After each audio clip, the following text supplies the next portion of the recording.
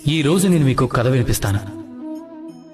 ఒకప్పుడు ఒక వ్యక్తి తన ద్వారం మీద ఇలా రాశాడట, నేను ఎంతో దుఃఖంలో ఉన్నాను, దయచేసి నన్ను కలవడానికి ఎవరూ రాకండి అని. కొంతసేపటి తర్వాత అతని మిత్రుడొచ్చాడు. అతడు ఆ మాటల్ని చదివాడు. అయినా సరే వెళ్లి అతన్ని కలిశాడు. అతను ఏమన్నాడంటే, నాకు చదవడం రాదు, కానీ నీ మనసులో ఉన్న దుఃఖాన్ని చదవటం మాత్రం నాకు బాగా వచ్చు అని అన్నాడట. అలాంటి వాడినే మంచి మిత్రుడు అంటారు. ఏ కారణం చేతనైనా మీరు దుఃఖంలో ఉన్నప్పుడు, సమస్యకి పరిష్కారం కనిపెట్టలేనప్పుడు, ఈ లోకాన్నే వదిలి వెళ్లిపోవాలనిపించినప్పుడు, అప్పుడు కూడా ఈ మిత్రుడు మీ వెంటే వస్తాడు. అతడు మీ సమస్యని పరిష్కరించలేకపోవచ్చు, కానీ నేనున్నాననే ధైర్యం ఇస్తాడు. అతడు మీ దుఃఖాన్ని తగ్గించలేకపోవచ్చు, ఆశాకిరణాలని తప్పకుండా చూపించగలడు.